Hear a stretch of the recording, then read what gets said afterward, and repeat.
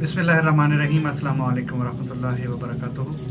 मोहतरम नाजरीन, आज के इस प्रोग्राम में डॉक्टर जाफ़र आपकी खिदमत में हाज़िर हैं और आज हस्ब मामूल जिस बायोकेमिक मेडिसन पे मैं बात करने के लिए आपकी खिदमत में हाज़िर हुआ हूँ वो है नेट्रम फॉस।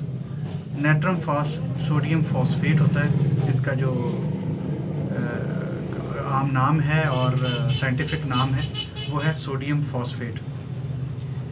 ये बायोकेमिक मेडिसन में एक अहम मेडिसन है और जिसकी ख़ास अलामात जो मैंने आपकी खिदमत में पेश करने के लिए नोट करके रखी हैं वो मैं आपकी खिदमत में पेश करूँगा। अगर ये ख़ास और अहम तरीन अलामात हम ज़हन नशीन कर लें तो नेट्रम फास के मरीज़ को हम आराम से शनाख्त कर सकते हैं और ये दवाई प्रेस्क्राइब कर सकते हैं। तो दोस्तों, वक्त ज़ाया किए बगैर हम इसकी अहम अलामात की तरफ आते हैं। तो सबसे पहले नेट्रम फास जो होती है ये बच्चों में शक्कर मतलब मिठास, चीनी और दूध के वाफर इस्तेमाल से दूधिया तेज़ाबियत, तुर्श कै, तुर्श दस्त, सब्ज़ और जर्द दस्त या इखराज, उल्टी और तशन्नुज, कड़ाव वाले बुखार के साथ बुखार में तशन्नुज और कड़ाव और बुखार।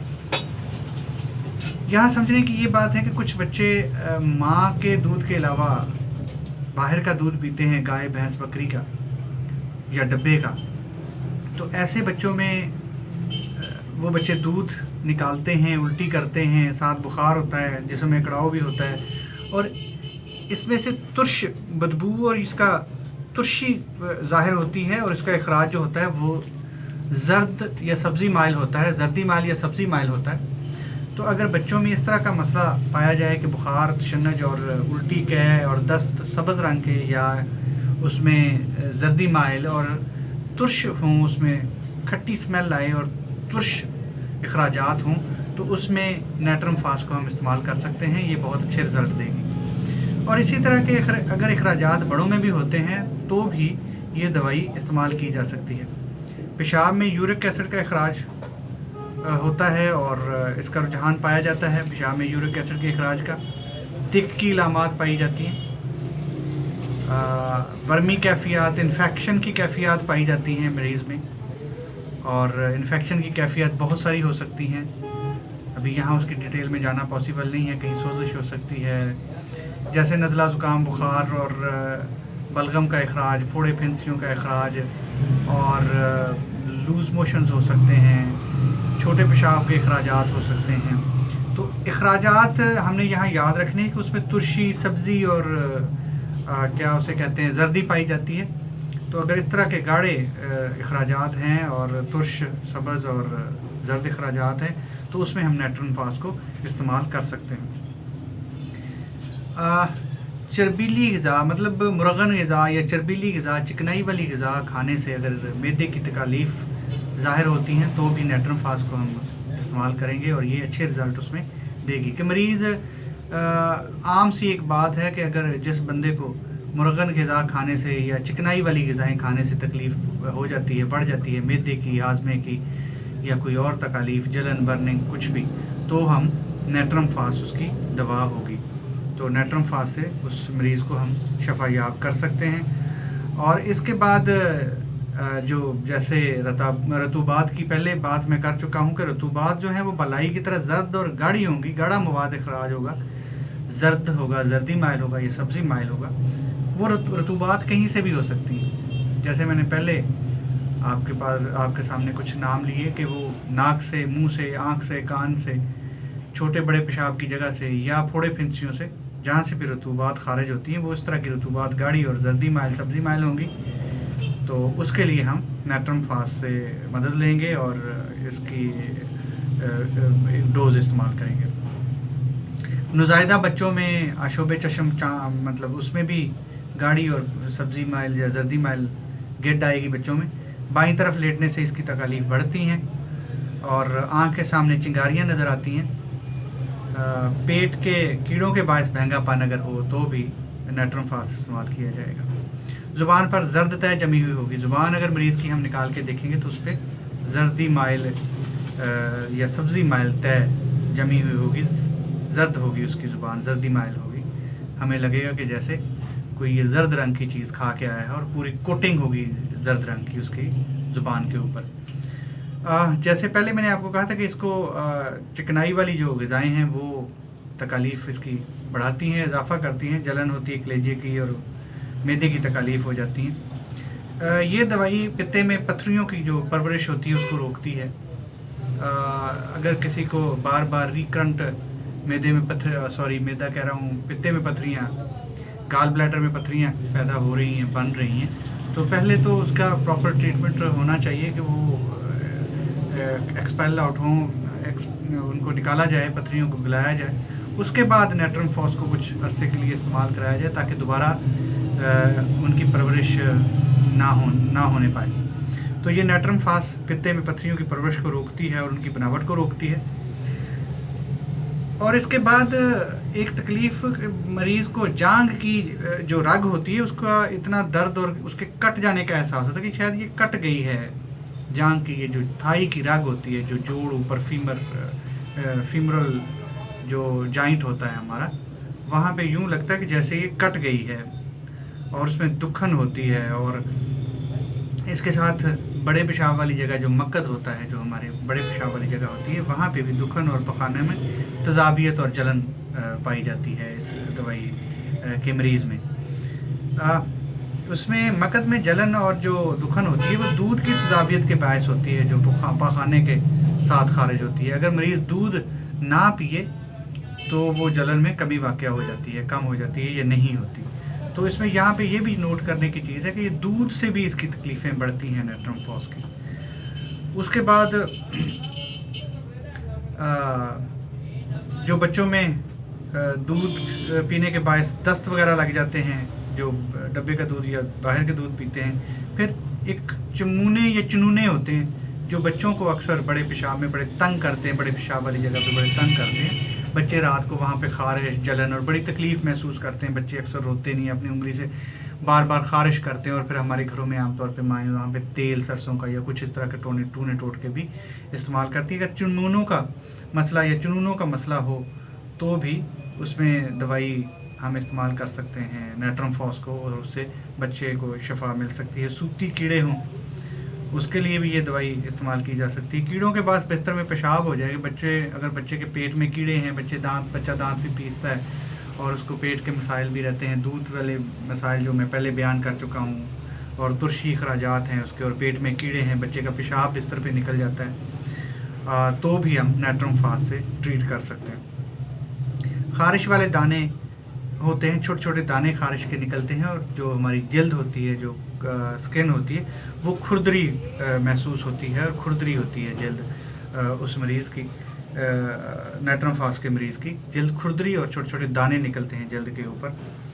اس کے بعد احتلام اکثر ہو جاتا ہے مریض کو، شہوانی خواہشات کی بہت زیادہ زیادتی ہوتی ہے، عام طور پہ جو آج کل ہمارے نوجوان طبقہ ہے اس کے جو مسائل ہیں اس میں بھی نیٹرم فاس کو ہم استعمال کر سکتے ہیں، جس میں اگر اکثر کسی کو احتلام ہو جاتا ہے اور یہ جنسی خیالات جو ہیں یہ جان چھوڑتے ہی نہیں ہیں اور یہ بہت زیادہ تنگ کرتے ہیں، اور ان خیالات کی بہت زیادہ زیادتی ہوتی ہے، تو بھی نیٹرم فاس کو استعمال کیا جا سکتا ہے احتلام کی صورت میں، اور شہوانی جو شہوت کے خیالات ہیں، جنسی خیالات ہیں، اس کے علاج کے لیے۔ کھرنڈ شہد کی مانند زرد ہوتا ہے، جس طرح شہد کا رنگ ہوتا ہے۔ اگر جلد کی کوئی تکالیف ہوں، کھرنڈ بنتا ہے، اس کے اوپر زخم بنتے ہیں، پھوڑے پھنسیاں نکلتے ہیں، تو ان کا جو کھرنڈ ہوتا ہے نا، اس کا رنگ جو ہوتا ہے وہ شہد کے رنگ سے ملتا جلتا ہوتا ہے۔ خواتین میں جو بریسٹ کی گلٹیاں ہوتی ہیں، پستانوں کی گلٹیاں یا ورم جو اس میں خواتین کی چھاتی میں، بریسٹ میں اور پستانوں میں پائے جاتے ہیں، ورم پایا جاتا ہے، سوجن پائی جاتی ہے، گلٹیاں پائی جاتی ہیں، اور زچگی میں پستان کا ورم، بچے کو جب بچہ پیدا ہو جاتا ہے تو پہلے ہفتہ 10 دن 40 دن کے اندر جو شروع میں خواتین کو چھاتی میں تکالیف محسوس ہوتی ہیں، سوجن ہوتی ہے، سختی ہوتی ہے، اکڑاؤ ہوتا ہے، تو اس میں بھی ہم نیٹرم فاس سے مدد لے سکتے ہیں، اس کے ساتھ ٹریٹمنٹ اس کی کر سکتے ہیں۔ اس کے بعد چربیلے غدود کا ورم، ہمارے جسم میں بہت سارے گلینڈز ہوتے ہیں، غدود ہوتے ہیں، تو ان میں اگر انفلامیشن آ جائے، سوجن آ جائے، ورم آ جائے، तो भी हम नेट्रम फास्ट से मदद ले सकते हैं, ये नेट्रम फास्ट से इलाज कर सकते हैं। कमर में कड़कड़ाहट का एहसास होता है और सख्ती महसूस होती है, दर्द महसूस होता है, और उसके लिए भी नेट्रम फास्ट इस्तेमाल की जा सकती है। मिर्गी में भी नेट्रम फास्ट, क्योंकि सबसे पहले मैंने आपके सामने तशन्नुज का जिक्र किया था। तशन्नुज एक मिर्गी और तशन्नुज मिलता जुलता एक बीमारी है कि उसमें भी अकड़ाव होता है और मरीज़ अक्सर औकात बाज़ औक़ात बेहोश तक भी हो जाता है, उसे कुछ होश नहीं होती। पूरे जिस्म में अकड़ाव पाया जाता है, हाथों में, टांगों में, गर्दन में, या इस तरह पूरे जिस्म में अकड़ाव पाया जाता है। तो तशन्नुज किसी भी किस्म का हो और उसमें ये एक हेल्पिंग दवाई इस्तेमाल की जा सकती है। तेज़ाबियत, जबकि मज़ा तांबे का सा हो, मैदे में तेज़ाबियत पाई जाती हो, जलन बर्निंग हो, अखराजात में तेज़ाबियत हो, बड़े पेशाब में तेज़ाबियत हो, और जो मुंह का जायका है वो तांबे जैसा, मेटल जैसा जायका आए, मुंह का जायका इस तरह का गंदा ख़राब जायका हो, तो भी नेट्रम फास्ट हम इस्तेमाल कर सकते हैं। तेज़ाबियत दौरान हैज़ बेहद ज़्यादा हो जाती है। देखिए, एक चीज़ आपने देखी कि इसमें तेज़ाबियत बहुत ज़्यादा है इस दवाई में, वो हैज़ के दिनों में हो, दूध पीने से हो, या बाकी कुछ मामलात हों, तुरशी साथ, इस तरह के अगर मामलात हों तो हमने जहन में रखना है कि नेट्रम फास्ट हमारे जहन में ज़रूर आनी चाहिए। अगर बाकी अलामात, अखराजात और तेज़ाबियत और ये सारी चीज़ें इस दवा से मैच करती हैं तो हम नेट्रम फास्ट को इस्तेमाल कर सकते हैं। शहवानी ख्वाब आते हों, अज़ाए तनासल पर बहुत ख़ारिश होती हो, उसके साथ शहवानी एहसास होता हो, कि आम तौर पे ख़ारिश जब बार बार खुजा रहा होता है बंदा अपने अज़ूए तनासल पे या जेनिटल एरिया में या सेक्स ऑर्गन्स पे, तो ज़ाहिर सी बात है कि उसको बार बार टच करने से, मसलते रहने से शहवानी ख्वाहिश तो भड़कती है। तो उसमें भी हम नेट्रम फास्ट इस्तेमाल कर सकते हैं कि शहवानी ख्वाहिश भड़क उठती हो जेनिटल एरिया में ख़ारिश करने से, तो भी नेट्रम फास्ट इस्तेमाल की जा सकती है। उसके बाद अफ्यून का जुनून, कि अफ्यून का आदी हो मरीज़, बहुत ज़्यादा इस्तेमाल करता हो, या उसका बहुत ज़्यादा दिल करता हो कि वह अफ्यून इस्तेमाल करे या अफ्यून इस्तेमाल करता हो, तो उसके ट्रीटमेंट के लिए, अफ्यून की आदत छुड़ाने के लिए, अफ्यून के असरात ख़त्म करने के लिए भी नेट्रम फास्ट को इस्तेमाल किया जा सकता है। तो दोस्तों, ये इसकी ख़ास अलामतें थीं जो मेरा ख़्याल में बहुत ही थोड़ी और बहुत ही सादी हैं, जिसे हम इस में से बहुत चंद एक मोटी मोटी चीज़ें याद रख के इस पूरी दवाई को समझ सकते हैं और इसको इस्तेमाल कर सकते हैं। तो प्यारे दोस्तों, इसकी पोटेंसी की बात इस तरह से है कि कॉमनली ये 12 से 6 और 3x 6x और 12x में कॉमनली इस्तेमाल होती है। तो 6x में सबसे ज़्यादा इस्तेमाल की जा सकती है। तो उसके अलावा बीमारी की नौइयत के हिसाब से, शिद्दत के हिसाब से, उसके एक्यूट या क्रॉनिक होने के हिसाब से हम बड़ी ताकतों में भी इसे इस्तेमाल कर सकते हैं। मतलब जैसे कि 1m और 200 में, और इस तरह करके बड़ी ताकतों में भी इस्तेमाल की जा सकती है। लेकिन बायोकेमिक में कॉमनली जो सेफ़ इसकी पोटेंसी है, या हम एक्यूट कंडीशंस में इस्तेमाल करते हैं, वो 6x में ज़्यादा करते हैं, तो उसके बाद 12x। और हमेशा ट्रीटमेंट शुरू जब किया जाए तो वो छोटी उससे पोटेंसी से किया जाए तो वो ज़्यादा बेहतर रहता है। तो बाकी आप केस टेकिंग में फिर जो इसकी पोटेंसी है वो सिलेक्ट कर सकते हैं। दोस्तों, उम्मीद है आपको मेरी पहली वीडियोस की तरह ये वीडियो भी अच्छी लगी होगी, आप मुस्तफ़ीद होने के साथ साथ महजूज भी हुए होंगे। तो मेरी इस वीडियो को अपने कॉन्टैक्ट लिस्ट में, अपने दोस्तों में शेयर ज़रूर करें, ताकि ज़्यादा से ज़्यादा अवामुन नास में होम्योपैथिक ट्रीटमेंट से अवेयरनेस पैदा हो और मालूमात मिले।